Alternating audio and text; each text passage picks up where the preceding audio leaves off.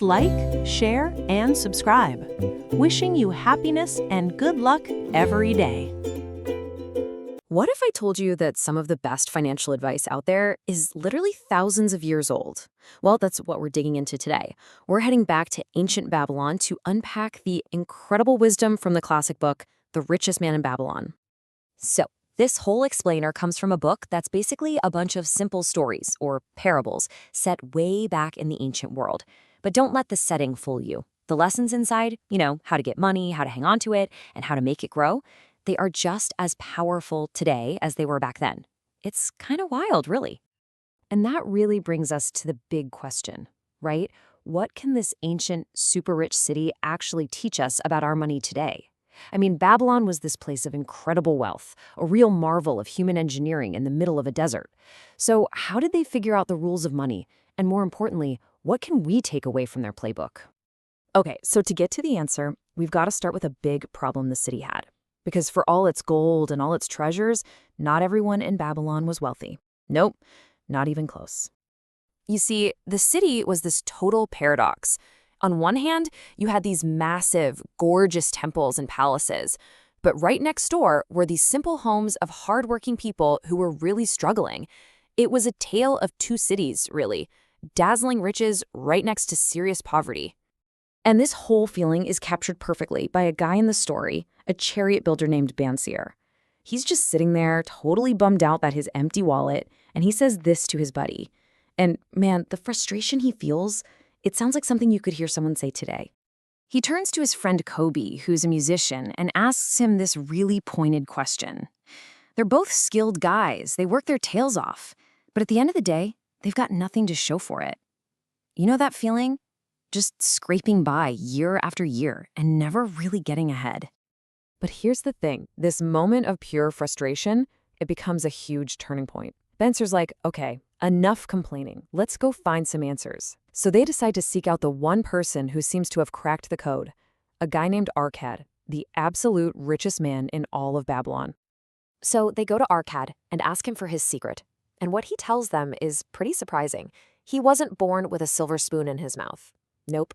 He started out as a poor scribe. He actually made a deal with a rich moneylender to trade his work for one single piece of wisdom. And that one piece of wisdom, it was almost ridiculously simple. And here it is. This is the big one, the core idea of the whole book. It's not all you earn is yours to keep. It's a part of all you earn is yours to keep. See the difference? The whole point is that you have to pay yourself first, before the baker, before the sandal maker, before anyone else gets a single coin. So how big of a part are we talking about? Arkad makes it super clear and honestly pretty doable. He says to start with at least 1/10 of everything you make. Just 10%, that's it. It's a small enough slice that you probably won't even miss it, but it's powerful enough to completely change your financial future. And this simple rule becomes a really easy to follow plan. The logic is kind of like this. Imagine you put 10 coins in your purse, but you only ever spend 9. What happens over time? Your purse starts to get fatter and fatter. Arkad promises this will happen, and you'll hardly even feel the difference in your day-to-day life. But, okay, paying yourself first? That's just the beginning. It's step 1. Sure, having a fat purse feels great, but that money isn't going to grow by itself. The next crucial step is to put all that saved gold to work. You see, the real goal here isn't just to have a pile of coins sitting around, it's to build an income. Arkad has this great way of describing it. He calls it a golden stream that just keeps flowing into your purse, keeping it full, whether you're actively working or not. And that's the difference between just having some money and being truly wealthy. Now, Arkad uses this powerful metaphor to explain how this works. He says every gold piece you save is like a slave that works for you, and every little bit that it earns is like its child, who can also earn for you. Now, in today's terms, we'd call this the magic of compounding. It's where your money starts making its own money, and then that money makes money, and it just snowballs, building a real fortune from a very small start. So, starting with that one big idea, Arkad then lays out a few more key rules for building and protecting your wealth. Let's take a quick look at some of the most important ones. What's really key to understand here is that saving is just one piece of a bigger puzzle. It only works if you're also controlling your spending, figuring out what you need versus what you just want. You've got to protect your savings by getting advice from people who actually know what they're talking about. Like, you wouldn't ask a bricklayer for advice on buying jewels, right? And finally, you have to keep investing in yourself, in your own skills, so you can earn even more. And this quote right here, better a little caution than a great regret, it just nails the whole idea of protecting your money. Arkad learned this lesson the hard way, by the way. He found out that chasing those get-rich-quick ideas is pretty much the fastest way to lose everything you've saved. A small, steady, safe return is way, way better than a huge, flashy risk. All right, this brings us to the last and maybe the most powerful lesson from Babylon, and it's this. Financial success is not something that just happens to you. It is absolutely not about luck or chance. The book totally flips the idea of good luck on its head. It says that opportunities pop up for everyone, but luck only seems to find the people who actually take action. Putting things off, that's the real enemy of building wealth. So luck isn't some random thing that falls out of the sky. It's what happens when you're ready and you seize an opportunity when you see it. When you boil it all down, the wisdom from Babylon isn't just a bunch of nice ideas. It's a call to action. It all starts with that very first coin that you decide to set aside for yourself. So the question these ancient stories leave for us is a really personal one. What are you going to do with that first coin? What's your first step going to be? You know, what if I told you that some of the best financial advice you'll ever get was written almost 100 years ago, and that it's based on secrets from thousands of years before that? Well, that's exactly what we're digging into today with The Richest Man in Babylon. I mean, really think about that for a second. We're always chasing the newest trend, the latest hot stock tip, but what if the most solid, proven advice has been sitting there for millennia, just waiting for us? And that's the core promise of this book. It's written in this really simple, almost old-fashioned way. It's not trying to sell you on some complicated system. No, its goal is much simpler, to cure a lean purse, or what we'd call an empty wallet. Okay, so to really get this advice, we need to take a trip back in time to where it all began. We're heading to the heart of the ancient world, to a city that wasn't just built on brick and mortar, but on some serious financial smarts. Welcome to Babylon. I mean, by all historical accounts, this place was the wealthiest, most incredible city of its time. Just imagine a glittering hub of trade, culture, and riches beyond belief. So the big question is, how? How did Babylon get so incredibly wealthy? Did it have gold mines everywhere? Was it sitting on a diamond field? Was it just pure luck? And the answer is pretty amazing. The book tells us that Babylon had no real natural resources to speak of. No gold, no vast forests, nothing like that. Its incredible wealth was created entirely by its people. It wasn't something they dug out of the ground. It was something they built from their shared understanding of how money works. So, what was this big secret? Well, that deep understanding of money, that wisdom they all used, can actually be broken down into a few timeless laws. These are the core principles that made the everyday citizens of Babylon so well off.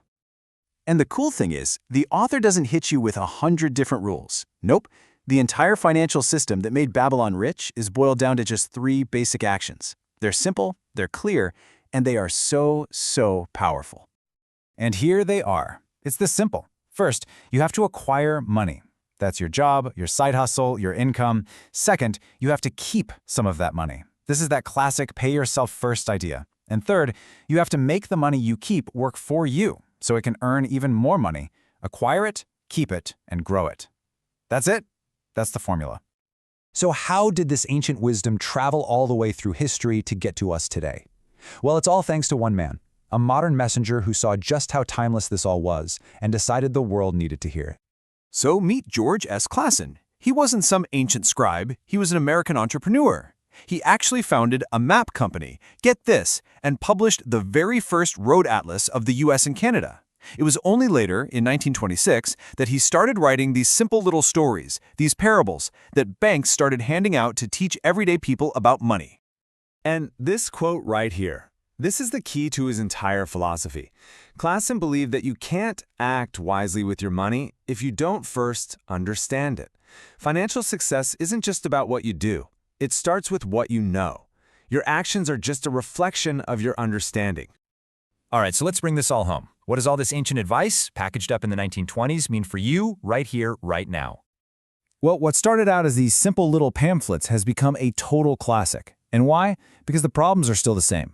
Growing a bank account, getting out of debt, solving financial problems. That's just as relevant today as it was in ancient Babylon. And that's really the mission of this book. It's not written for Wall Street experts or economists. It's for anyone at all, who has the ambition to build a better financial future. It's meant to be that first insight, that spark that sets you on the path to building your own prosperity. So when you strip it all away, the principles couldn't be simpler. Get money, keep money, and grow your money. The real challenge isn't understanding it, it's having the discipline to actually do it. So that just leaves one question for you to think about. What's your first step going to be? So, when you hear the name Babylon, what pops into your head? Probably fabulous treasures, right? Mountains of gold, incredible jewels, a city of pure legendary splendor? Well, you're not wrong. But believe it or not, the real story of Babylon is even more incredible than the myth. Okay, let's dive into how this ancient city's wisdom about wealth managed to survive for thousands of years. To really get Babylon's genius, we first have to wrap our heads around the unbelievable challenge it was up against. You know, the city's legendary wealth paints a certain picture in our minds, but the reality on the ground, oh, it was something else entirely. I mean, just look at this contrast. It's wild. We imagine this lush, tropical paradise just overflowing with natural resources. But the reality was, Babylon was built in a flat, dry, arid valley. There were no forests for timber, no mines for ore, not even stone to build with. It wasn't even on a major trade route. So you have to ask yourself, how on earth did it become the wealthiest city in the ancient world? And this, right here, is the answer. The riches of Babylon weren't found, they were made. This wasn't some city that got lucky with its location. It was a testament to sheer human will and incredible ingenuity. They literally built their wealth from almost nothing. So the big question is how they pulled it off. Well, they literally engineered their way to prosperity, turning what should have been their greatest weaknesses into their biggest strengths. And get this, it all came down to just two things. All they had to work with was the fertile soil under their feet and the water flowing in the Euphrates River. That's it. From just soil and water, they built an entire empire. And here's their game plan, one of the first and greatest engineering projects in all of human history. They built dams and these massive canals to pull water from the river and spread it all across that dry valley. This incredible system turned a harsh desert into an agricultural powerhouse, producing crops like the world had never seen. And just to give you a sense of the sheer scale we're talking about, check this out. These weren't just little ditches. They were basically man-made rivers, wide enough for 12 horses to ride side by side inside them. I mean, can you even picture that? That is some next-level engineering. Now, their engineering genius wasn't just for farming. It was for defense, too. Once you've built all that wealth, you gotta protect it, right? The later walls of Babylon were reportedly 160 feet high. To put that in perspective, that's like a modern 15-story office building. And if the height wasn't mind-blowing enough, the tops of the walls were so wide you could drive a 6-horse chariot on them. This wasn't just a wall. It was a massive statement to the world. Babylon was the most fortified city on the planet, a true fortress of wealth. But you know, Babylon's legacy goes so much deeper than its amazing buildings. Their real power, that was in their ideas. These people were pioneers in almost every single field you can think of. And we have solid records of their civilization dating back 8,000 years.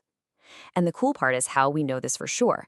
Archaeologists found these ancient clay tablets that recorded a solar eclipse, and modern astronomers were able to calculate the exact date it happened, linking their calendar directly to ours. How amazing is that?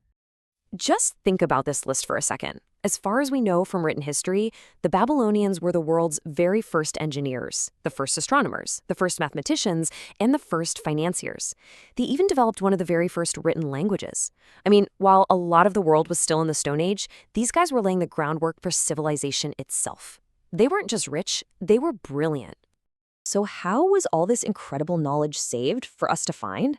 On these amazing things called clay tablets.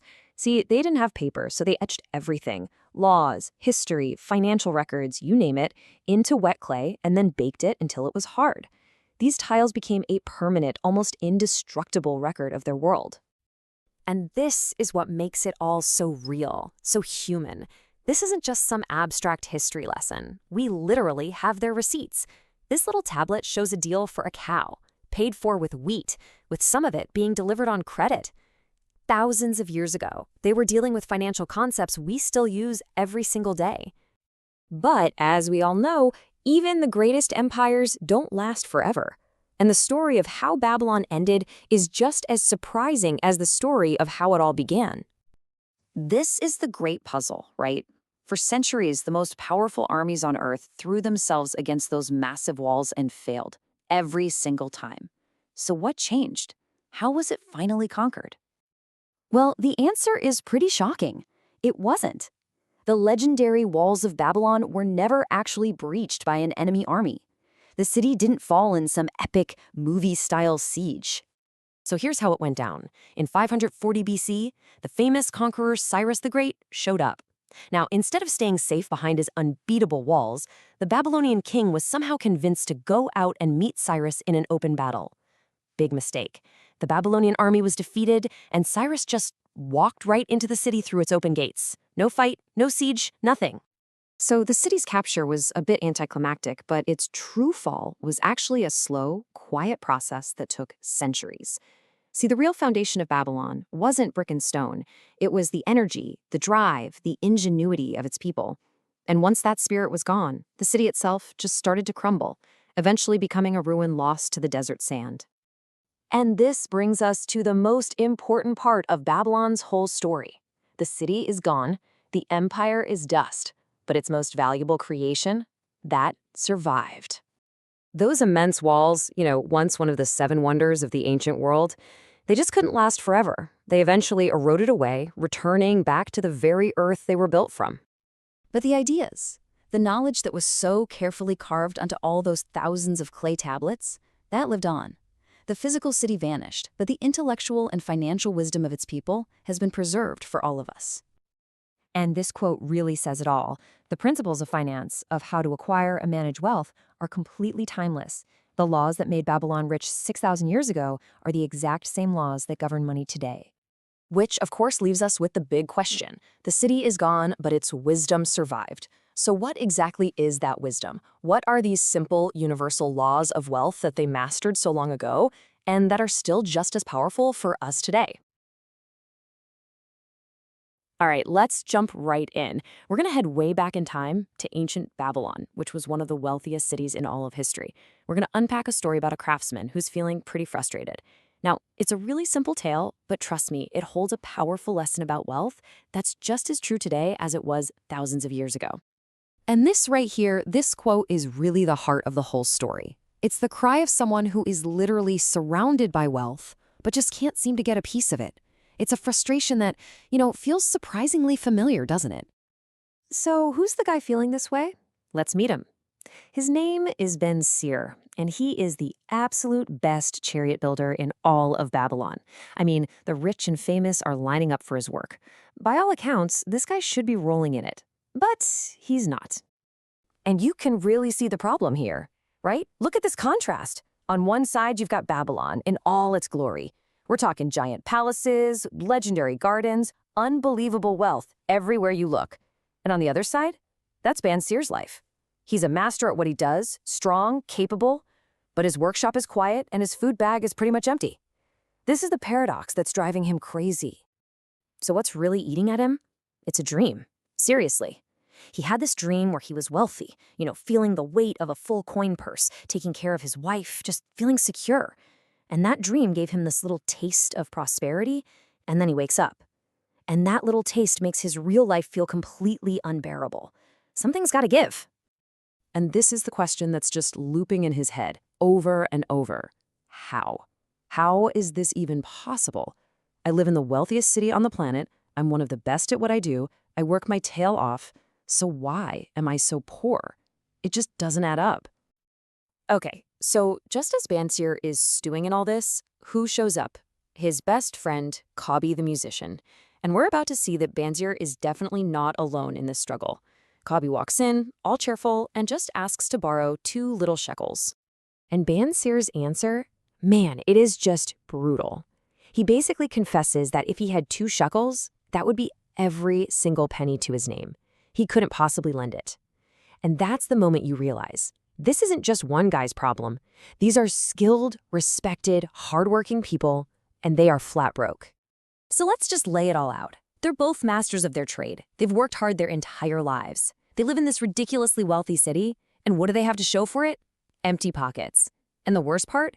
They're looking at their own kids and thinking, are they going to get stuck in this exact same trap?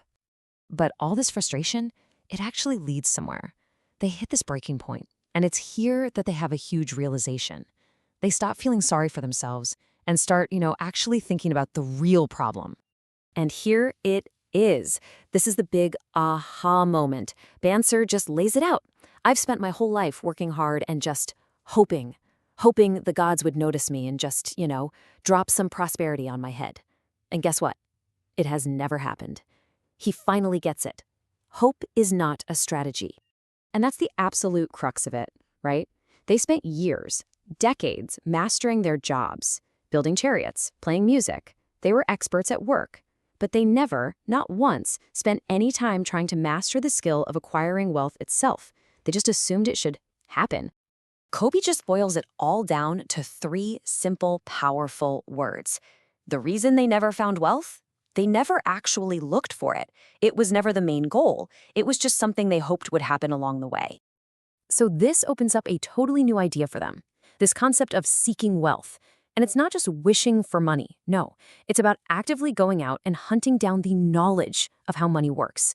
It's treating wealth creation like a craft, a skill you have to learn and master, just like any other. Okay, so a new idea is great, but you can't pay your bills with an idea, right? They need a plan. They've got to turn this realization into actual action. And that means finding someone who already knows what they're doing. And who's the first person that pops into their heads? Of course, it's their old friend Arkad. We're not just talking about some rich guy here. This is the richest man in all of Babylon. He was a friend from when they were kids, and he clearly figured something out that they missed. This really gets to the heart of what they're truly after. Bansir gets it now. It's not just about getting one payment for one chariot.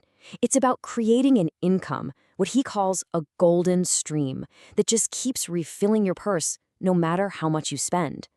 Arkad has that stream. They don't. And think about it, their logic for going to Arkad is just spot on. First, he's the richest guy, period. Second, even the king goes to him for money advice. He's clearly mastered this whole income thing.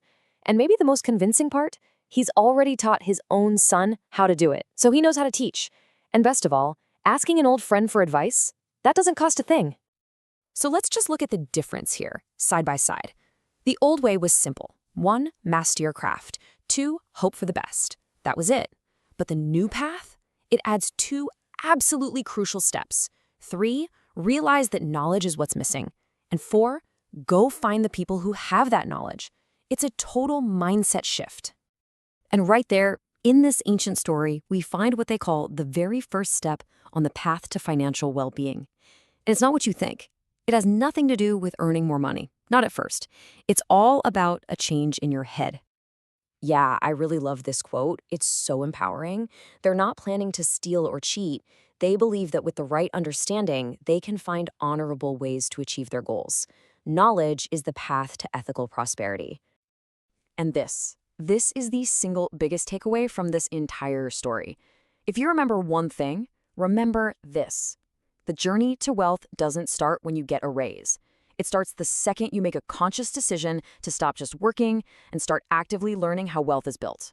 That was the exact moment things started to change for Bansir and Kabi. So we're going to leave you with that same question, a question taken right from their experience. You've probably mastered your craft. You might be the best in the world at what you do, a great engineer, a talented artist, a skilled manager.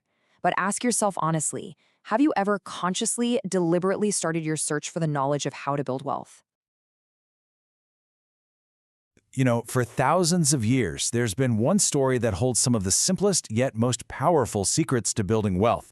Today, we're going to crack open the wisdom of ancient Babylon to try and solve a problem that feels very, very modern. So let's dive in. I mean, it's the question, isn't it? We've all asked ourselves this. It's the big mystery we're going to try and unravel. Is building wealth really just about luck or some kind of fate? Or are there actual rules to the game that some people know and, well, others just don't? So our story starts with Arkad. He's the richest man in Babylon, and he gets confronted by his old childhood friends. See, they all started out as equals, but somehow Arkad became incredibly wealthy while they were just barely scraping by. And they were convinced it was all because of some fickle fate that just happened to pick him and ignore them. But Arkad, he completely rejects their excuse. He basically tells them that wealth isn't a game of chance at all. It's a system. It's governed by laws that are just as real as gravity. Their problem, he explains, isn't bad luck. It's just a lack of knowledge. They don't know the rules. So, how did a poor scribe stumble upon these laws that would make him the richest man in all of Babylon? Well, his journey didn't start with money. It started with a desperate bargain. Arkad makes this deal with a super wealthy moneylender named Algamish. The job? Carve a really complex law into a clay tablet by sunrise. And the prize for this all-nighter? The secret to wealth. So, fighting off total exhaustion, the young scribe holds up his end of the bargain. You have to wonder, right? What kind of secret could possibly be worth an entire night of backbreaking work? What did Algamish know that was about to change Arkad's life forever? And here it is. This is the single idea that changed absolutely everything. A part of all you earn is yours to keep. I know, it sounds almost ridiculously simple. And Arkad was confused too. He argued that all of his earnings were his to keep. But Algamish showed him the huge flaw in that thinking. Algamish explained it like this. We pay the person who makes our clothes, we pay the person who makes our shoes, we pay the baker, we pay literally everyone but ourselves. So he gave Arkad a simple instruction. Save at least 1/10 of everything you earn. Before anyone else gets a single copper, you pay yourself first. But you know, just knowing the rule is one thing. Actually applying it wisely, that's a completely different challenge. Arkad's journey was really just getting started, and his first big lessons were going to come from some pretty painful failures. So, after a whole year of saving every 10th coin, Arkad finally had his first little pot of capital. And he entrusted all of it to Asmor, a brickmaker. The plan was for Asmor to travel to a distant land, buy some rare jewels, and then sell them for a massive profit. I mean, to a beginner, it probably sounded like a foolproof plan. And then, boom, Algamish delivered this harsh but absolutely vital lesson. The plan was a total disaster.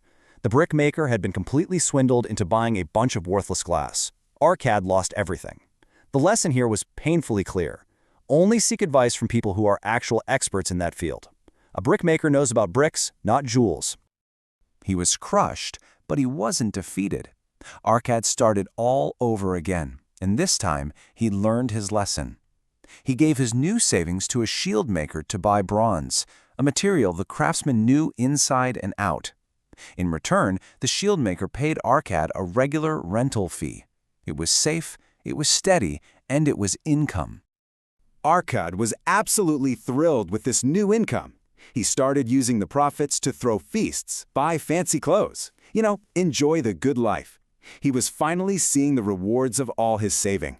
But he was making another huge mistake. Oof! Algamish's comeback here is so sharp and memorable.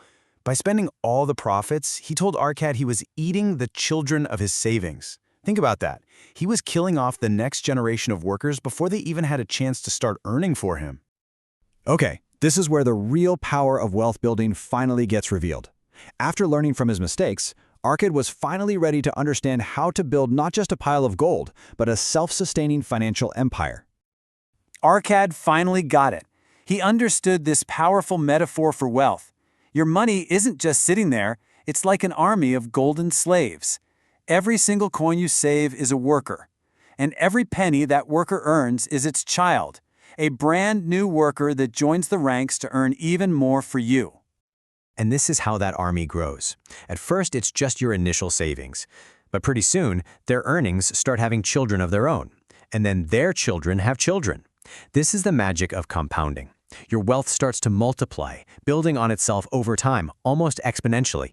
So, after all these trials and errors, Arkad finally mastered these 3 simple, powerful laws. First, keep a part of everything you earn. Second, get advice from actual experts. And third, put that saved money to work so that it and its children can earn even more for you. Okay, so what does all this ancient wisdom mean for us, right here, right now? How do we take these Babylonian secrets and actually apply them to our modern lives? Arkad gives us another really beautiful metaphor for this. Think of your very first saving, it doesn't matter how small it is, as a seed. You plant it, and with consistent nourishment, which is just consistent saving and reinvesting, it's going to grow into this mighty tree of wealth that can provide you security for years and years to come. So here it is, the wisdom of Arkad boiled down into 5 simple rules for your own life. Pay yourself first. Talk to wise people. Make your treasure work for you, but be cautious with it. And finally, enjoy life. This isn't about just hoarding a pile of gold. It's about building a life of real freedom. Seriously, if you remember nothing else, remember this. It might be the single most important financial principle ever written. It is the start, the middle, and the end of the entire journey to wealth. It is the one law that changes everything. Ultimately, what the wisdom of Babylon teaches us is that we're not just victims of some fickle fate. We are the masters of our own financial destiny, armed with these timeless laws. The choice and the power is all yours. Imagine this. You're the king of the richest city in the entire world. Your city's just overflowing with treasure, and yet your people are poor. That was the exact problem King Sargon of Babylon was facing, and his question, man, it still echoes today. The answer he found is a timeless blueprint for wealth, so let's dive in and see how he pulled it off. Yep, we're heading all the way back to ancient Babylon to figure this out. But don't worry, this isn't some dusty history lesson. It's a legit, practical blueprint for building wealth, taken straight from the classic book, The Richest Man in Babylon. We're going to break down the 7 simple cures he discovered for, well, an empty wallet. All right, so here's the game plan. First, we'll look at the king's big problem. Then, we'll meet the guy who held the secret. After that, we're jumping straight into the 7 cures, broken down into 3 parts: building your foundation, protecting and growing it, and finally, securing your future. And at the end, we'll map it all out so you can find your own path to wealth. So get this picture in your head. Babylon has just finished these huge public works projects. The city looks incredible. But the king looks around and realizes, uh-oh, we've got a crisis. The people who built all this, the laborers, the merchants, the farmers, they're all broke. All that gold that flowed through the city, it just, poof, vanished from the hands of everyday people. So King Sargon turns to his royal chancellor and asks this killer question. Why, in a city with so much prosperity, is all the wealth ending up with just a handful of people? It's a question that feels like it could have been asked yesterday, right? And the chancellor's answer? It's just brilliant in its simplicity. It's not magic. It's not luck. It all comes down to knowing how. Building wealth isn't some accident. It's a skill. And you know what? If it's a skill, that means it can be taught. So, who's the best person to teach it? Well, the king sends for Arkad, the single richest man in all of Babylon. And listen, Arkad wasn't some guy born with a silver spoon in his mouth. He started out, and these are his own words, with only a great desire for wealth. Besides this, nothing. That's it. So the king gives Arkad a mission. He says, don't just hoard your secrets. I need you to share them. Teach a class of 100 men how to build their own fortunes, and then they'll go out and become the teachers for the entire kingdom. Arkad agrees. He's ready to share the exact secrets that made him rich. And right there, that's where our real lessons kick in. So you're probably wondering, what's this big secret, right?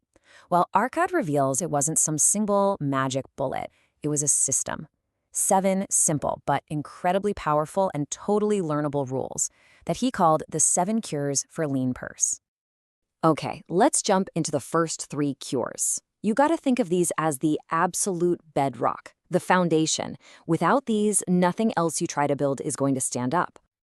The first cure, honestly, it's the simplest one, but you could argue it's the most powerful. Arkad called it, start thy purse to fattening. The idea is this. For every 10 coins you make, you only spend 9. That first slice, that 10%, that's not for your landlord, not for the baker. It's for you. It's the seed that your entire tree of wealth is going to grow from. This rule is it's non-negotiable. What Arkad found was that he could live just fine on the other 90%. And even better, saving that first 10% seemed to attract even more money and opportunities his way. It's like a law of financial gravity. Now, I know what you're thinking, but I need every penny I make. And that's where cure number 2 comes in. Arkad teaches us to get real about the difference between our true needs, the essentials, and our desires, which, let's be honest, will always expand to eat up whatever money we have if we let them. The whole key is to make a budget and get those desires under control, so that first 10% is always, always protected. Cure number 3 is where the real magic starts to happen. Make your gold multiply.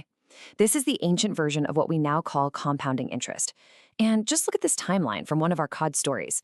A farmer invests just 10 little silver pieces. 20 years later, without touching it, it's more than tripled. And by year 50, it's grown to 167 pieces, pretty much all on its own. That's your money working for you. And then the money it earns starts working for you too. All right, so you've started saving, you've got your money working for you. Now what? Well, the next 2 cures are all about playing defense. Because it's not enough to make money, you've got to know how to keep it. Cure 4 is all about guarding your treasures from loss. And Arkad learned this one the hard way, let me tell you. He gave his entire first year's savings to a brickmaker, to buy rare jewels. Of course, the guy got tricked and came back with a bunch of worthless glass.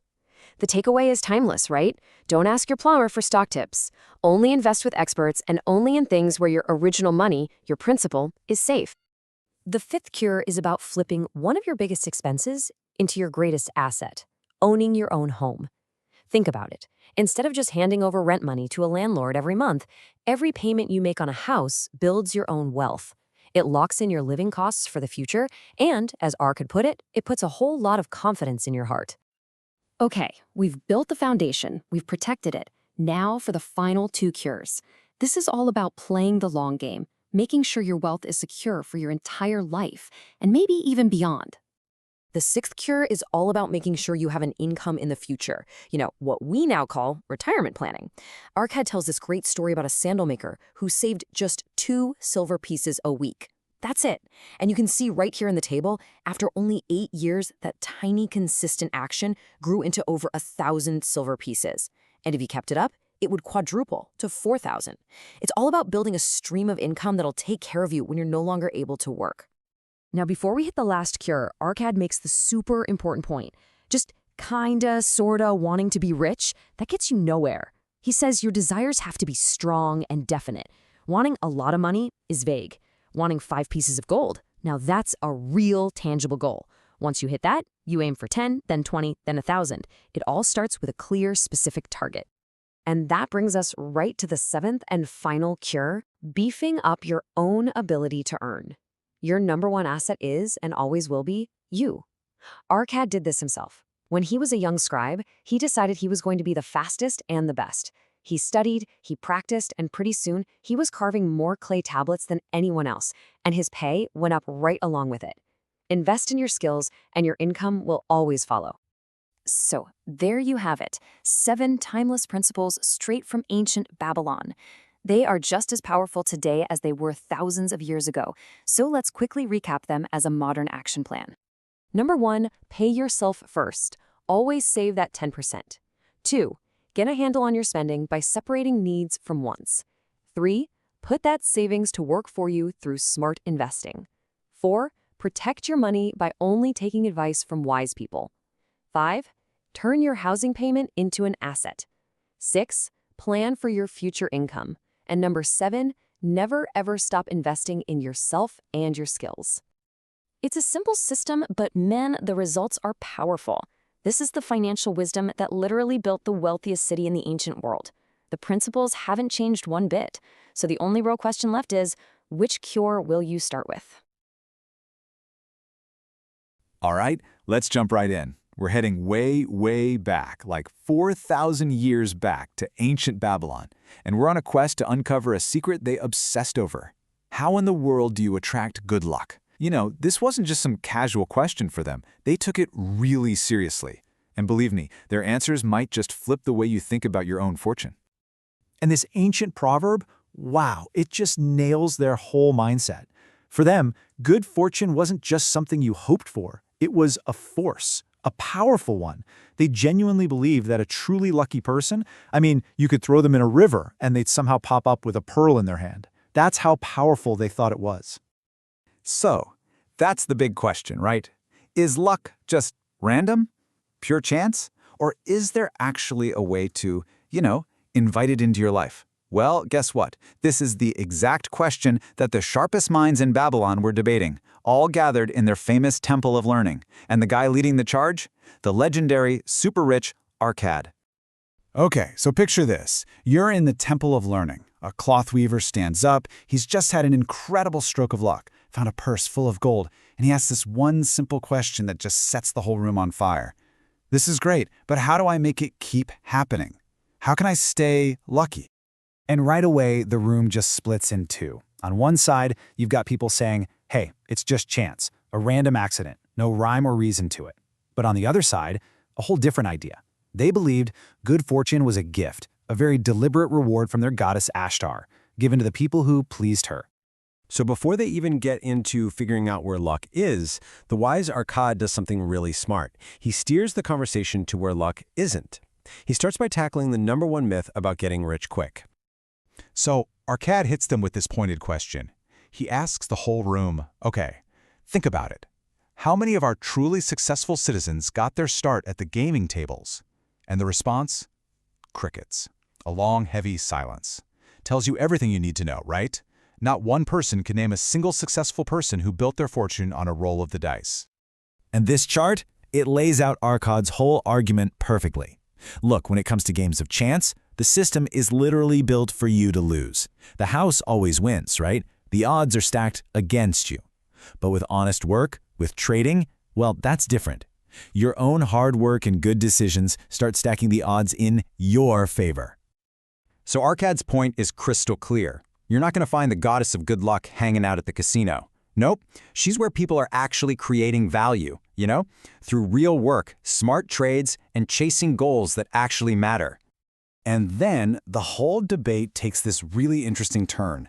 An old merchant gets up and suggests something kind of profound. He says, look, instead of talking about the luck we've had, what if we talk about the luck we almost had? What about all those amazing opportunities we let slip right through our fingers? So he tells this story from when he was a young man. He gets this amazing offer, a chance to invest in this project to buy a bunch of useless, barren land. The plan was brilliant. They were going to use these cool oxen-powered water wheels to irrigate the whole thing and then sell it for a massive profit. And the cost to get in on this? Just 1/10 of what he was earning. His dad saw the genius of it right away. He was practically begging him, son, you have to do this. Don't wait.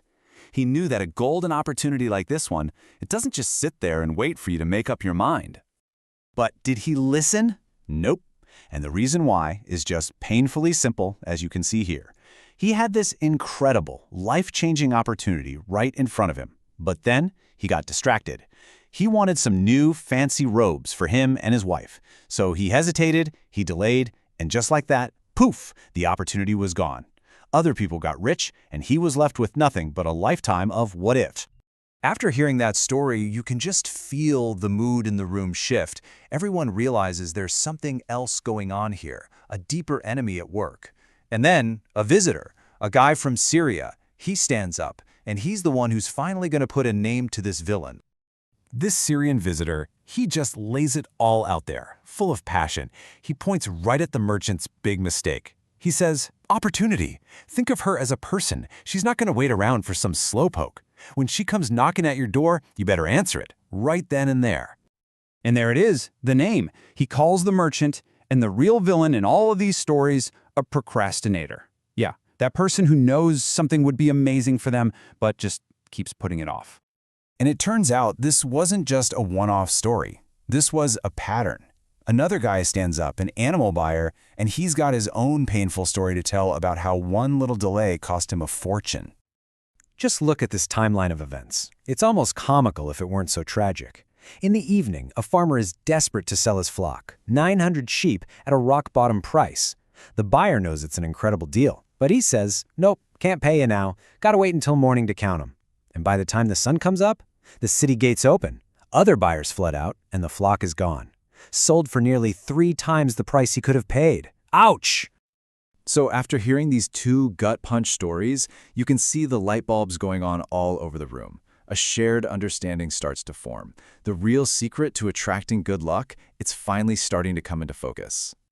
And you know who sums it up best? The animal buyer himself. he has this incredible realization.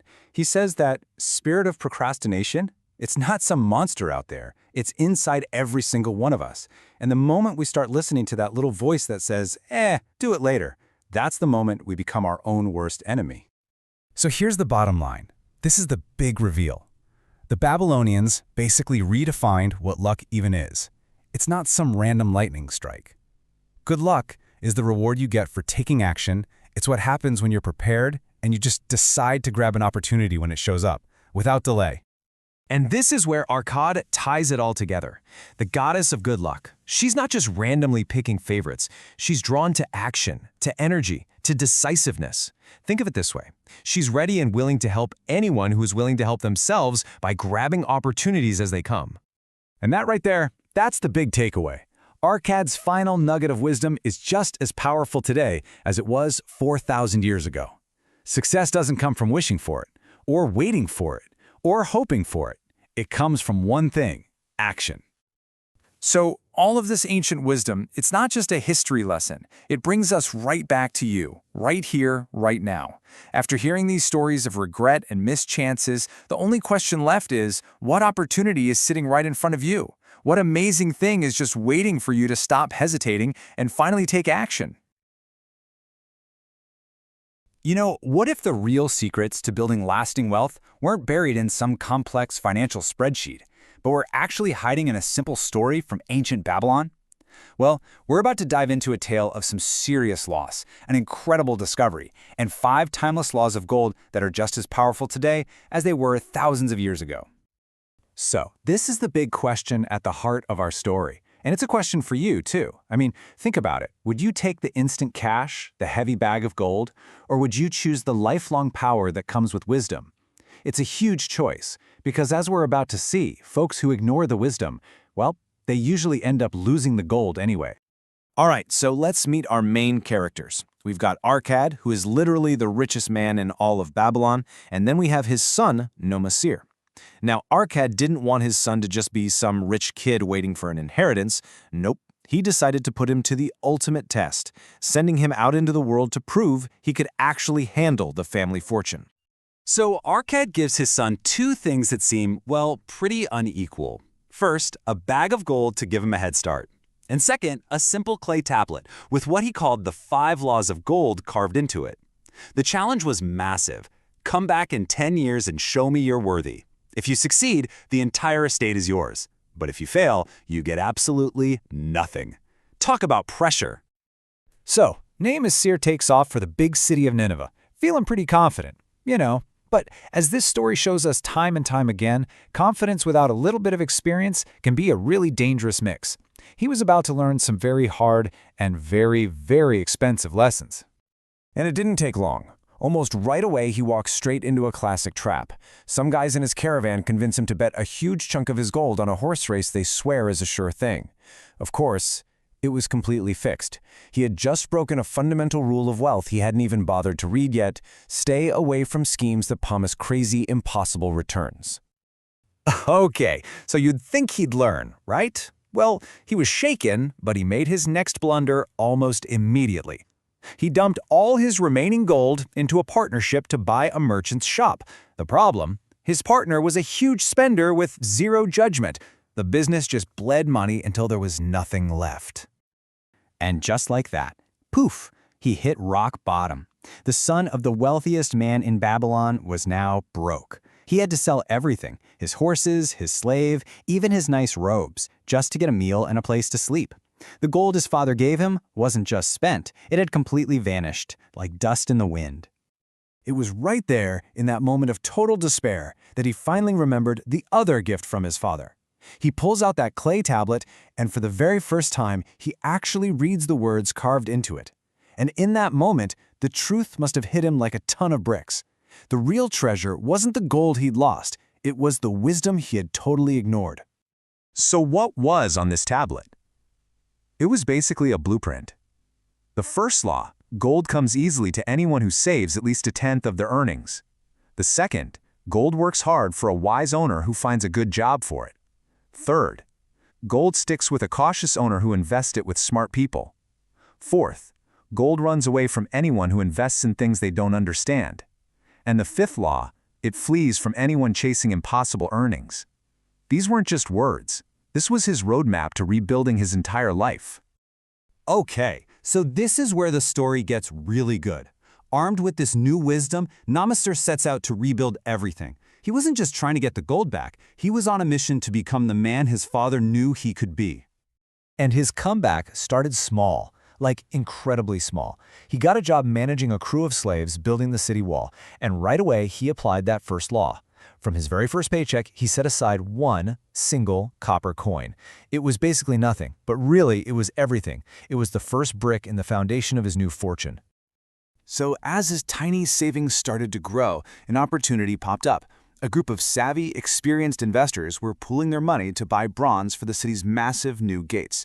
Nomasir saw his chance to use the third law, to seek out wise counsel, and he invested his hard-earned savings with them. And guess what? The venture was a huge success, and for the first time, his money started working for him. Now I have to stress, this wasn't some overnight success story. It was a slow, steady, methodical grind. For 10 years, he lived by these laws. He saved consistently. He learned from his wise partners. He put every single coin he earned back to work. His wealth started to compound, slowly at first, but then it just took off with this unstoppable momentum. And then finally, the 10 years were up. Namasir goes back to Babylon. But he's not the same naive kid who left. He's a wealthy, respected man in his own right. And he stands before his father to give the final report. The moment of truth. It was so simple, but so powerful. His father had given him one bag of gold. Namasir hands his father that original bag and then places two more right beside it. He didn't just earn back what he lost. He had tripled his father's investment, proving just how powerful that wisdom he had finally embraced truly was. And he basically sums up his entire 10-year journey with this one incredible truth. He told his father that the wisdom on that tablet was worth so much more than the gold in the bag. Why? Because wisdom is the engine that actually creates wealth. Gold without wisdom is just a shiny object, destined to disappear. So, the wisdom of Babylon is actually surprisingly simple, isn't it? Real, lasting wealth isn't something you just find, it's something you build, piece by piece, on a foundation of knowledge. The key takeaways here are timeless. Pay yourself first, make your money work for you, and get advice from people who know what they're doing. These are the laws that turned a pauper into a prince. Namasir's story proves that wealth built on a foundation of wisdom is wealth that actually lasts. It's not about luck, it's not about magic, it's about following timeless principles. So the question this ancient story leaves for all of us is a pretty simple one. What will you build? You know that incredibly awkward moment when a friend or a family member asks you for a loan? Yeah, it's one of the trickiest financial spots we can find ourselves in.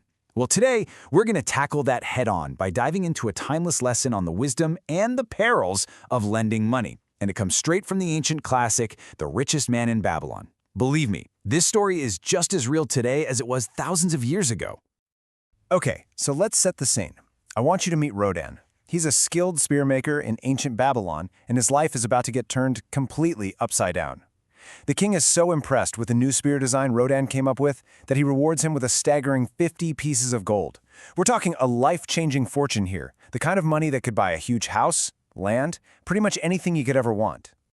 But you know how it goes. Big money, big problems. Almost the second he gets the gold, Rodan's sister comes to him with let's call it a request. She wants him to lend the entire amount, all 50 pieces, to her husband, Araman. His big idea? To become a rich merchant. So, just like that, Rodan's amazing reward feels less like a gift and more like a massive ticking time bomb for his family relationships. So here's our game plan for breaking down Rodan's journey. We'll start with his big dilemma, then we'll follow him as he goes looking for advice from a master lender. We'll learn a thing or two from a clever parable and some fascinating case studies, and then, finally, we'll uncover the timeless rules of lending that he discovers along the way. So, as you can imagine, word of Rodan's new fortune spreads like wildfire. And that initial joy, it pretty much evaporates and gets replaced by this constant state of worry. It seems like everyone has a great idea for how he should use his gold. Or, more to the point, how he should share it with them. His incredible windfall has become a huge source of pressure.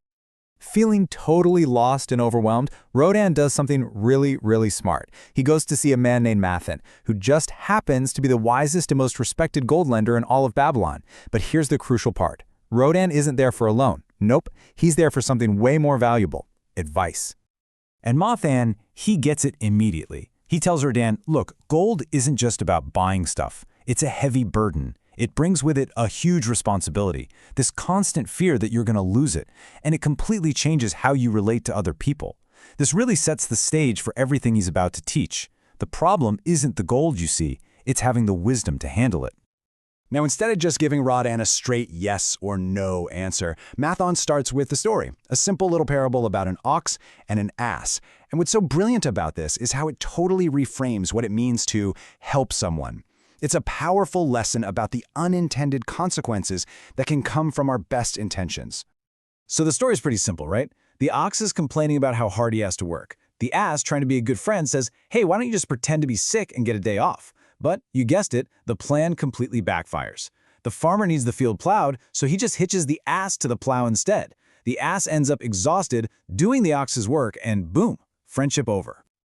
The moral of this story is absolutely critical. It says that real help isn't about taking on someone else's problems and making them your own. And for Rodan, this must have hit like a ton of bricks. Is giving his brother-in-law all his money really helping? Or is he just volunteering to get hitched to someone else's plow? Okay, this is where it gets really interesting. To drive the point home, Mathan brings out his greatest teaching tool, this old chest wrapped in red pigskin. And inside are all these little tokens. Each one is a memento from a loan he once made, a physical reminder of whether it ended in success or failure. Each little token has a story to tell. But before he even gets to the stories, Mathan lays out his basic system. He explains that there are really only 3 kinds of borrowers. You've got your safest bets, the people who own property or have collateral. Then there are those who have a proven ability to earn money. And then you have the riskiest of all, the hopefuls, the ones with no property and no proven income, just a dream. The first token Mathan pulls out is a bronze neckpiece.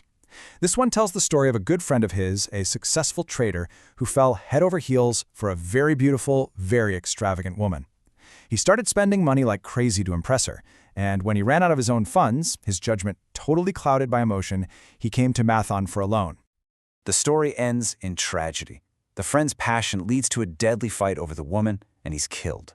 The loan, of course, was never repaid. The lesson is just chillingly clear. People who are in the grip of powerful emotions, love, ambition, grief, you name it, they are just not safe risks. Next, Mathan pulls out something completely different. It's a simple little ring carved from ox bone. This token tells the story of a totally different kind of borrower. This person wasn't driven by wild emotions, but by careful, practical planning. This is the story of a smart farmer. See, this farmer had a plan. He wanted to borrow money for a very specific reason, to buy a special breed of goat whose wool could be used to make more valuable rugs. It was a solid plan designed to bring in more money. And what happened? It worked. The business succeeded, the loan was paid back right on time, and everybody won. And the final token from the chest is a beautiful turquoise beetle. This one represents a type of borrower we've probably all met, and they are dangerous. This is the ambitious youth, full of big ideas and looking for a shortcut to getting rich, but with absolutely zero experience to back it all up. So this young man, backed by his father's good reputation, borrowed money for all his grand schemes. But his ambition was way bigger than his knowledge, and his businesses all fell apart, leaving him in this deep, dark pit of debt. And now, instead of trying to pay it back, he just blames it all on bad luck. It's a huge warning. Never lend to pure ambition when it's not grounded in actual experience. So with all these lessons and stories laid out, Mathan finally brings it all full circle, right back to Rodan's immediate problem. It's time to apply all this ancient wisdom. So how does Rodan's brother-in-law Araman actually measure up? Mathan just lays out these killer questions. Does Araman actually know anything about trade? Does he know where to buy cheap and where to sell for a profit? And here's the big one. Can he offer any security at all that the loan will be paid back? And Rodan knows, deep down, that the answer to all of these questions is a big fat no. Airman's got ambition for sure, but he has zero knowledge and zero collateral. And so here it is, Marathon's absolutely brilliant, actionable advice. He tells Rodan, do not risk your entire life savings on this. Instead, offer to lend him the savings of just 1 year of your hard work. Just a single piece of gold. But only if Armand comes back with a smart, practical plan. This way, he can still help his family, but he protects his fortune. It's not just a handout, it's a test of his brother-in-law's actual capability. So this whole journey, all this amazing wisdom, really just boils down to a very simple, very powerful set of rules. This is the core principle that anyone, from ancient Babylon to today, should follow when they're in the position of lending out their money. Your money, your treasure, it wants 2 things. First, and this is the most important thing, it wants to be safe. Before you even think about making a profit, you have to be sure you can get your money back. Then, and only then, can you think about the second desire, making it earn more for you, but wisely and conservatively. That order, safety first, profit second, is absolutely crucial. And as Rodan gets up to leave, Mathan points to the words carved into the lid of that old token chest. It's the final, ultimate truth that just sums everything up perfectly. It's a simple saying that protects not just our money, but our relationships, our friendships, and our peace of mind. Something to remember the next time you have to make a tough call about your hard-earned cash. Today, we're going way back in time to ancient Babylon, right to a city on the very brink of being wiped out. But this isn't just a history lesson. We're going to uncover a powerful lesson about protection that is just as crucial for your life today as it was for theirs thousands of years ago.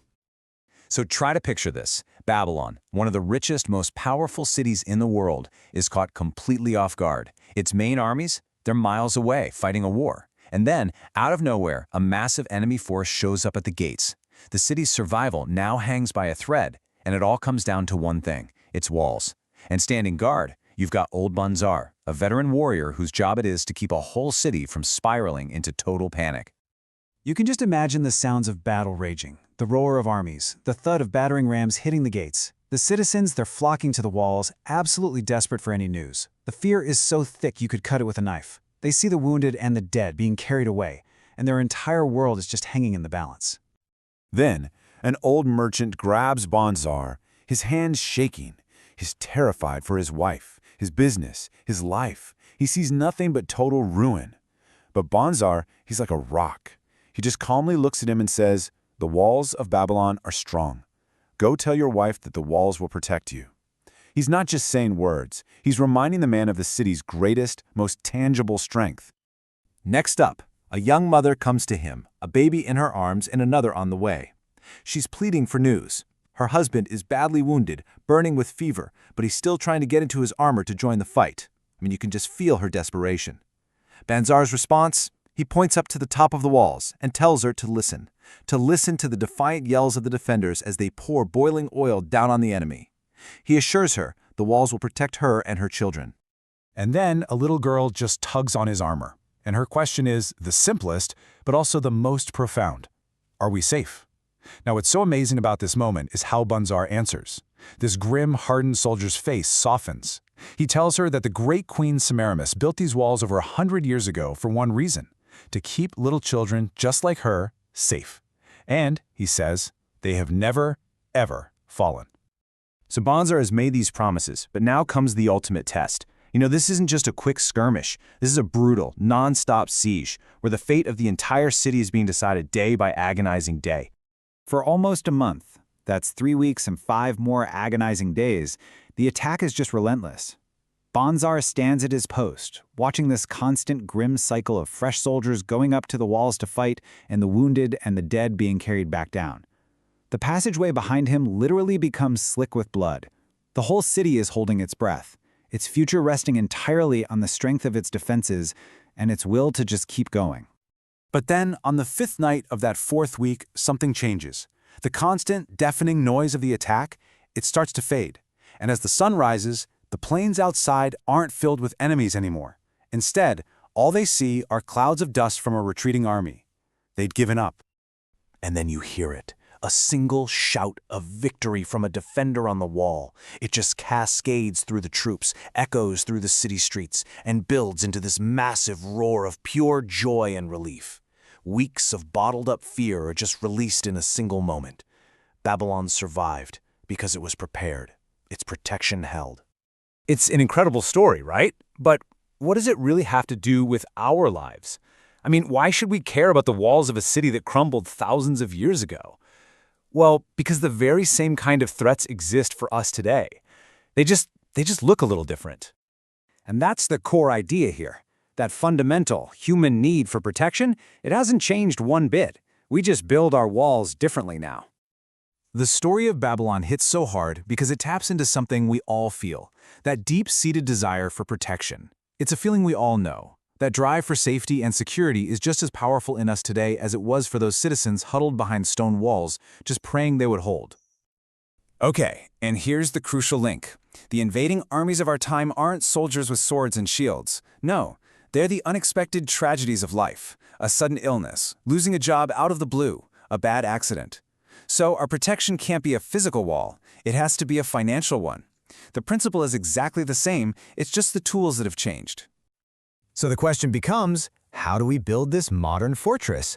We're not using stone and mortar. We build it with careful, deliberate, sound financial planning. And this fortress, it has 3 essential pillars.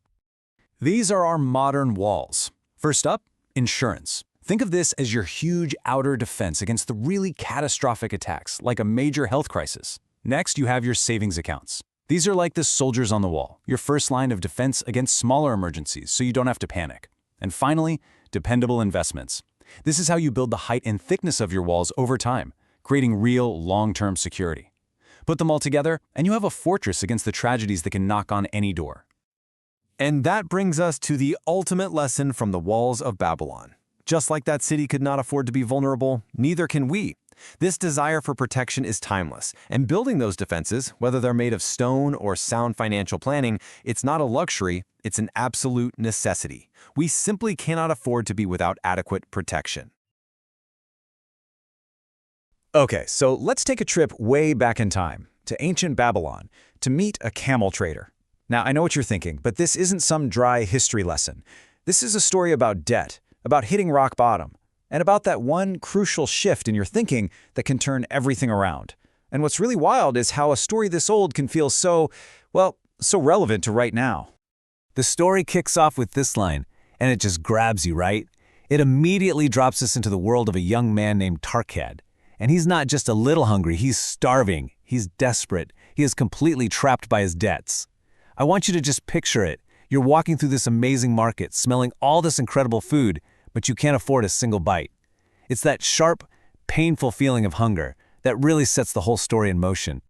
So Arkad runs into the one person he's been trying to avoid, Dabasir, the camel trader he owes money to. And boom, right away we see this huge contrast in how they see the world. When Dabasir asks for the money, Arkad blames everything on bad luck, saying, "Ill fortune does pursue me," but Dabasir isn't having it. He shoots back, "Wouldst blame the gods for thine own weakness?" And that's it. That's the core conflict of the story, blaming fate versus taking ownership. But here's where things get interesting. Instead of just demanding his money, Dabasir does something totally unexpected. He actually invites the starving Arkad to sit with him, eat, and listen to a story. And it's the story of his own life, a real cautionary tale about how a free man, just like Arkad, ended up in chains. As you can see, Dabasir's downfall wasn't a sudden crash. It was more like a slow burn. He started out as a saddle maker. He had a good trade, but he wanted more. He wanted nicer things than he could afford. As he puts it, he was sowing the winds of needless self-indulgence.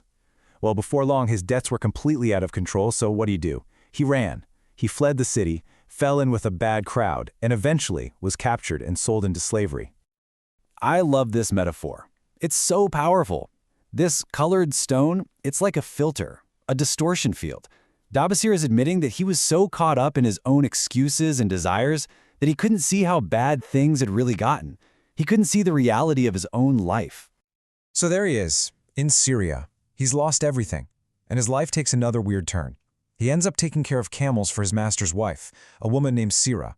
And Sira, she sees something in him. She sees more than just a slave. And she asks him a question that is going to change his life forever. And this is it. This is the moment everything pivots. Dabasir tells Sira he's the son of a freeman, And she just cuts right through that with this question. She's basically saying, hey, it doesn't matter where you came from. True freedom or true slavery. It's about what's inside you. It's about your soul. And really, the story isn't just asking Dabasir. It's asking us, isn't it? This isn't about literal chains. It's about the mental chains we put on ourselves. Do we feel trapped by our circumstances? Do we feel like victims? Or do we actually believe we have the power to change things? And the story spells it out for us crystal clear. The soul of a slave? That's the mindset that whines, what can I do? I'm just a slave. It's passive. It's giving up.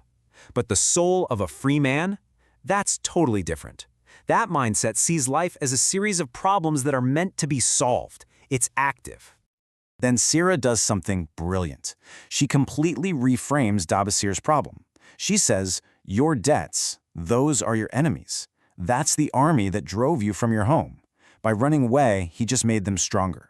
She tells him if he just stood his ground and fought them, he could have won. This is such a crucial shift. Stop seeing debt as shame and start seeing it as an opponent you can actually defeat.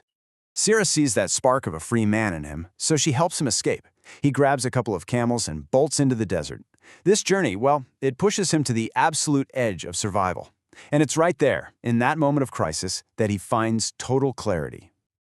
Imagine this. He's lying on the ground. He's starving. He's thirsty. He is sure this is the end. And then, something clicks. His mind becomes sharper than ever. And, just as he says, it's like that colored stone was finally taken away. He sees the world as it really is, and he realizes, dying in the desert, that's a fitting end for a runaway slave. But a free man would fight his way back to the life he threw away. This realization gives him this massive surge of energy. He gets up, he gets his camels, and he starts making his way back to Babylon. But let's be clear, this is not the same guy who ran away years ago. This man isn't running from his problems anymore. No, he's running towards them, and he's armed with a plan. And this is the part that shows the difference between just wishing and actually doing. His new determination wasn't just some vague feeling, it was a clear strategy. He went to every single person he owed money to. He faced them. He asked for their patience. He found work, using the skills he had, and piece by piece, he repaid every single copper he owed. And here's the amazing part. The very people he ran from, the people he called his enemies, his creditors, they became his allies. They actually respected his determination. In fact, one of them was so impressed that he helped Dabasir get the job that launched his whole new successful career as a camel trader. So after Dabasir finishes this incredible story, he turns back to Arkad, who's been listening this whole time. The story wasn't just for fun, it was a lesson. It was a roadmap. Dabasir's life was living proof that no matter how far you fall, you can reclaim your honor and your freedom. And this line, this is what it all boils down to. This is the truth Dabasir learned in the desert, and it's the lesson he's passing on. It's not about luck, it's not about fate, it's about determination. If you are truly, deeply determined to fix a problem, to beat an enemy, you will find a way. And so the story leaves us with this final, really powerful question. For Dabasir, his enemy was his debt, and it drove him from his home, Babylon. So the question for us is, what's our Babylon? What are the debts, the fears, the things we've been running from? And after hearing all this, do we feel that soul of a free man inside us, ready to finally turn around and conquer them? You know, it's pretty wild to think that one of our biggest modern-day problems, I'm talking about personal debt, might have a solution that's, get this, over 5,000 years old. A solution literally carved into clay. So yeah, let's dive into the story because you're going to see it's just as relevant now as it was way back in ancient Babylon. I mean, does debt ever make you feel just stuck? A little worried, maybe even humiliated? It's this heavy weight, right? And millions of us are carrying it around every single day. Well, that exact same feeling, it was felt by a guy named Dabasir. He was a camel trader who had just made it back to his home in Babylon after being sold into slavery, and he was absolutely crushed by the debts he'd left behind. Now, his story and the incredible plan he came up with to turn his whole life around, we wouldn't even know about it if it weren't for a pretty amazing discovery in the 20th century. Just think about this for a second. Dabasir carves his get-out-of-debt plan onto wet clay tablets. They get buried for thousands and thousands of years. And then, a British expedition digs them up. They eventually land on the desk of a professor in England who starts to translate them. And Professor Shrewsbury, he was just blown away. I love his reaction because it's what makes this whole thing so real. He wasn't just translating some dusty old history lesson. He realized this old chap from ancient Babylon had just handed him a practical, real-world solution to his own modern money troubles. So, what was this revolutionary plan? Well, it was shockingly simple. It was a blueprint for getting out of debt and building wealth that Dabasir called his plan for prosperity. And it all boils down to these 3 numbers. Dabasir decided he would split every single piece of silver he earned into 3 different pots. 70% was for all his living expenses, 20% was to pay back his creditors, and a really crucial 10% was just for him. Okay, so let's break that down a bit. That first tenth, the 10%, that was his. That was wealth he could build, coin to jingle in his purse. The next 2/10, the 20%, that would be divided up honorably among everyone he owed money to. And that last chunk, the 7/10 or 70%, that had to cover everything else. Home, food, clothes, life. But Dabasir knew that this whole plan would completely fall apart without one key ingredient: serious discipline. He made a promise to himself that he would never spend more than that 70%. That one commitment right there was the engine that made the whole thing go. Of course, a plan is just a theory until you put it to the test. So how did it actually work for Dabasir out there in the real world under all that pressure? I mean, when Dabasir started this, he was in a really deep hole. He owed a ton of money to friends, to merchants, to landlords all over the city. This wasn't some small manageable debt. For an ex-slave, this was a life-crushing amount of money. And right away, he got pushback. His best friend insulted him. His landlord actually threatened him. Another guy he owed money to pleaded with him for more. But Dabasir stood his ground. He explained that this was the only way they were all going to get paid back in full. Can you just imagine the guts it took to stick with that plan? So he started. The first month, things went well. He earned 19 pieces of silver, followed the plan perfectly. But the second month, super tough. He only made 11 silver. But he and his wife, they stuck with it. And then, eventually, he had a great month, made 42 silver. And after just 12 moons, that's 1 year, he carved right into the clay that he was celebrating paying off the very last of his debts. Dabasir's final words on that tablet are just so powerful. The plan didn't just clear his debts and give him some savings. It gave him his dignity back. It totally transformed him from a guy running from his problems into an honorable man who was respected in his community. So the big question is, does a 5,000-year-old plan still work in our world? Well, let's jump back to our translator, Professor Shrewsbury, who decided he was going to find out for himself. You see, the professor saw himself in Dabasir's story. The ancient camel trader felt the degradation of his situation, and the modern professor felt frightfully humiliated and worried sick.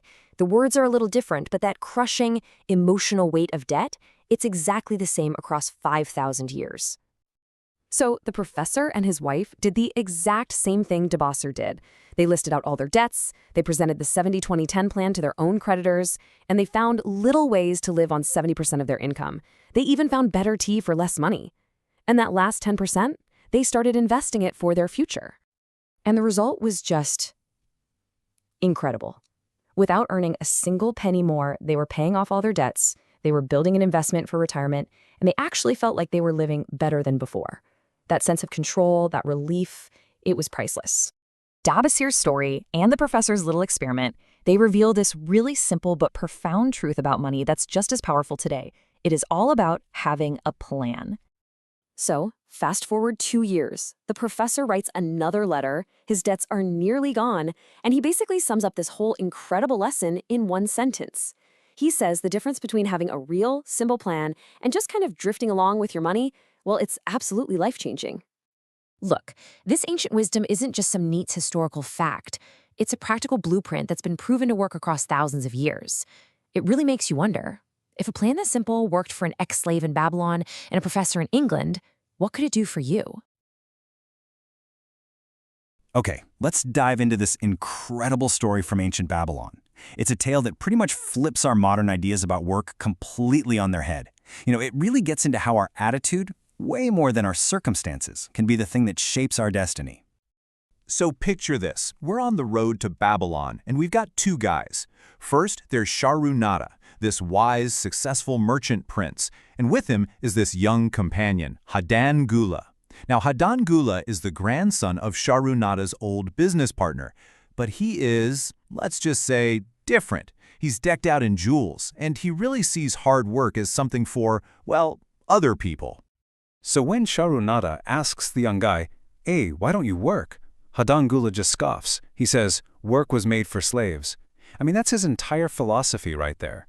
He's just imagining this life of endless spending and luxury, and there's absolutely no room for effort in that picture.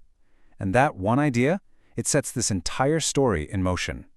You see, this whole journey isn't really about getting to Babylon. It's about trying to bridge this massive gap in how they see the world. It's this classic conflict, right? You've got wisdom that's been earned through some serious hardship up against this kind of entitlement that's never been tested, not even once. Shahrunada gets it. He realizes that just giving advice, a simple lecture, isn't going to cut it with this kid, so he decides he has to do something else. He's got to share the harsh, unvarnished truth of his own past, and it's a past that Hadan Gula knows absolutely nothing about, one that doesn't start with wealth, but with pure humiliation. And that's when Shahrunada starts his tale. And man, what a bombshell.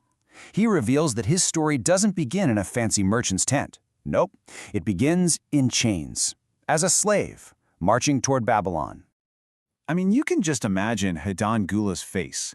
He is completely stunned. The guy he knows as this powerful, respected merchant prince starts describing marching in a line of slaves, literally chained neck to neck with 3 other men. The reality of it is just, it's almost too much for the kid to even wrap his head around. And this is where you really see just how fragile freedom could be back then. Think about it. It wasn't even his crime that led to all this. It was his brother's. His brother got into a brawl, killed a friend, and his father, trying to save that son from prosecution, bonded Shahrunada to the widow. But when his dad couldn't pay the debt, well, the widow just sold him off, like property, just like that. So there they are, in this incredibly desperate situation, marching towards a completely unknown fate. And it's right there that a simple conversation starts up between these 4 chained men. A conversation about the nature of work. And that one talk would ultimately change everything for Shahrunada. This is really where the whole story just pivots. You've got these 4 men, all chained together, and each one represents a totally different way of thinking, a different philosophy, and each one comes with its own direct consequence. Megiddo, he embraces work. Zabato, he's the guy who tries to get by without it. The pirate, well, he resists it with violence. And then there's Shahrunada, just terrified, listening to all of this, and realizing he has to choose which path he's going to follow. It's Megiddo, the farmer, who throws out this totally radical idea. He says, work isn't a curse. It's not a punishment. For him, work is his best friend. It's a powerful ally. It's the very thing that gave him everything good in his life, his farm, his crops, his dignity. For a guy like Shahrunada, in that moment, this is a completely revolutionary concept. So he just clings to this new idea. It's like his only ray of hope. And he comes up with a plan. He decides that when they get to the slave market and the buyers come, he's not going to cower in fear. He's going to stand tall and present himself as a good, hard worker who's just eager for a chance. Honestly, it's the only strategy for survival he's got. And what do you know? He gets his chance. This fat, good-natured baker named Nana Naid comes along and asks if there happens to be a baker in the group. Shahrunada doesn't hesitate. He seizes the moment, tells the guy he knows how to bake, and convinces him to buy him. And he immediately puts that new mindset into action. He doesn't just do the bare minimum, the tasks he's told to do. He masters them, and then he goes a step further and creates a whole new business opportunity for his master. See, this isn't just work anymore. This is enterprise. He's adding value, and by doing that, he's creating value for himself. And here's where we get a really fascinating twist of fate. All his hard work, peddling these honey cakes out on the street, it attracts a really important ally, a rug merchant named Arkad Gula, who just so happens to be the grandfather of Hadan Gula, the very boy he's telling this story to. Arkad Gula looks at this kid and sees so much more than just a slave boy selling cakes. He sees drive, he sees spirit, he sees determination. So he offers him some words of encouragement because he recognizes a kindred soul. And here's another secret reveal in the story. Arkad Gula himself is also a slave, working in partnership with his master. But just when it seems like success is finally within his grasp, his world is completely shattered all over again. Turns out, his master has a gambling problem, and Shahrunada gets sold off to pay the debt. He set out into the brutal desert heat to dig the Grand Canal, and the misery of it all just nearly breaks his hope and his spirit. So as he's out there suffering, he starts thinking about the other guys he was chained to. He remembers Zabudo, who ended up broken and beaten, and the pirate, who got himself executed. He realizes that their paths, shirking work and being full of anger, they only lead to ruin. And right there, in his darkest moment, he reaffirms his commitment to Megiddo's philosophy. Work is the only viable path forward. And then, something like a miracle happens. Arkad, the man who was so inspired by Sharunada's example that he went on to buy his own freedom and become a success, he finds him. He finds him out there in the desert. He buys Sharunada from his cruel master, and then, in this moment of pure drama, he takes the clay tablet of ownership and just smashes it into 100 pieces on the ground. And in that one single powerful moment, everything changes. With the shattering of that little clay tablet, his bondage is literally turned to dust. Sharunada is, at long last, a free man. But check this out. Arkad doesn't just set him free. He makes Sharunada his business partner. Why? Because he recognized that the young man's attitude, his willingness to make work his friend, was an asset more valuable than any pile of silver. So the story ends, and Hadan Gula, the entitled grandson, is just left there in stunned silence, completely transformed. He finally gets it. The source of his family's fortune wasn't luck, it wasn't some secret trick. It was character. Character that was forged in the fire of incredible hardship. So what's the real key to success here? Well, for both his grandfather and for Sharunada, it was crystal clear. Your attitude toward work is what defines your fate. They learned that being industrious, that putting in the effort, actually attracts allies and opportunities. And in the end, they realized that work wasn't just about making money. It was the very tool they used to build their character, their honor, and yeah, even their freedom. And in this final, really powerful gesture, Hadan Gula physically sheds the symbols of his entitlement. He pulls the rings off his fingers, the jewels from his ears, and he takes his place riding behind Sharunada. He's no longer positioning himself as an equal, but as a student who is finally ready to learn. And so, this ancient story really leaves us with a pretty personal and powerful question, doesn't it? What is work to you? Is it a master that you have to serve? Or is it a friend? Maybe the most powerful tool you have to build the life you actually want. The choice, as Sharunada learned the hard way, is entirely ours to make.